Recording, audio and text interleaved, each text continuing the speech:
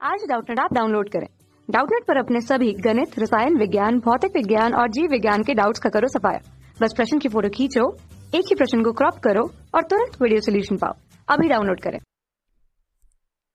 Hello दोस्तों, जैसा कि आप यहाँ पर देख रहे हो कि इस क्वेश्चन में दिया हुआ है कि यदि p तथा q सह अभाज्य संख्याएं हैं तो p स्क्वायर तथा q स्क्वायर होंगी, और इसके लिए हमें यहाँ पर 4 ऑप्शन दे रखा है। ठीक है, तो यहाँ पर क्वेश्चन में ये बोला गया है कि जो p और q हैं वो क्या हैं, सह अभाज्य संख्या हैं, सह अभाज्य संख्या। ठीक है, अब हम यहाँ पर सबसे पहले ये समझेंगे कि सह अभाज्य संख्या पहले होता क्या है। ठीक है, तो हम जानते हैं कि वैसी संख्याएं, दो या दो से अधिक वैसी संख्याएं जिनमें एक के अलावा दूसरा कुछ भी कॉमन ना हो, दूसरा कुछ भी उभयनिष्ठ ना हो, तो वो संख्याएं सह अभाज्य संख्याएं कहलाती हैं। ठीक है, जैसे बात करें तो ये हो जाएगा हमारा, जैसे 2 और 3 का बात करें तो इन दोनों में एक के अलावा कुछ भी कॉमन नहीं है, इसलिए ये क्या हो जाएगा, सह अभाज्य संख्या हो जाएगा।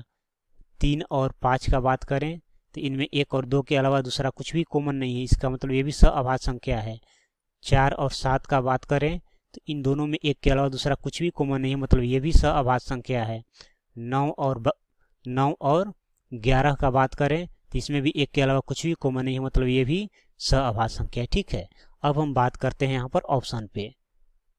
ये हम जैसे एग्जाम्पल में ले लिया था समझने के लिए। ठीक है, मेन यही है कि यदि वैसी 2 या 2 से अधिक संख्याएं जिनमें एक के अलावा दूसरा कुछ भी कॉमन ना हो, वो संख्याएं सह अभाज्य संख्याएं कहलाती हैं। ठीक है, तो हमसे पहला बोला गया है कि ये सह अभाज्य होगा, p स्क्वायर q स्क्वायर। तो ये मान लेते हैं p हो गया, ये q हो गया, ये p हो गया, ये q हो गया, ये p हो गया, ये q हो गया, ये p हो गया, ये q हो गया। ठीक है, तो इनका स्क्वायर कर देते हैं, तो p का स्क्वायर करते हैं q का स्क्वायर, तो क्या हो जाएगा, ये 4 हो जाएगा, और ये कितना हो गया, 3 का स्क्वायर 9, ये हो जाएगा 9, ये हो जाएगा 25, स्क्वायर करेंगे तो।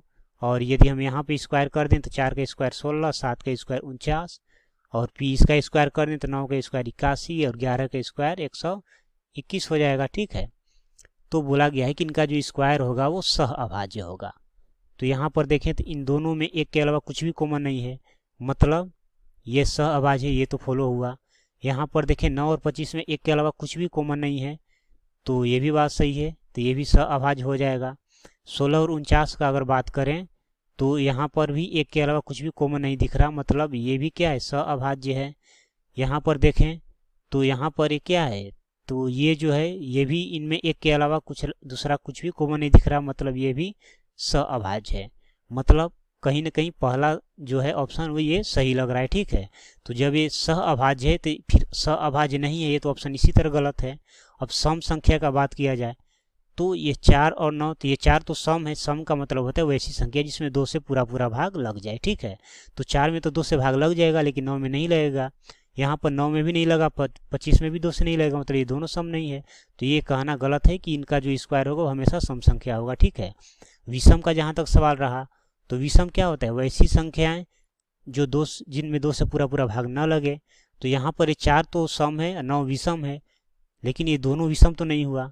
यहाँ ये दोनों विषम है, बट यहाँ पर एक सम है एक विषम है, तो ये बोला गया कि p और q सह अभाज्य है, तो p स्क्वायर q स्क्वायर होंगी, तो p स्क्वायर और q स्क्वायर दोनों विषम होंगी। ये बात कोई जरूरी नहीं है कि दोनों विषम होंगी। ठीक है, तो यहाँ पर फाइनली हमारा सही आंसर क्या होगा, ए होगा, सह अभाज्य। यदि p और q दो सह अभाज्य संख्या है तो उनका स्क्वायर भी सह अभाज्य संख्या ही होगा। ठीक है, तो उम्मीद करता हूँ समझ में आया होगा। Thank you. कक्षा 6 से 12वीं से लेकर नीट, IIT, JEE वो एडवांस के लेवल तक 1 करोड़ से ज्यादा छात्रों का भरोसा। आज ही डाउनलोड करें डाउटनेट ऐप या व्हाट्सएप करें अपने सारे डाउट्स 8400 400 400 पर।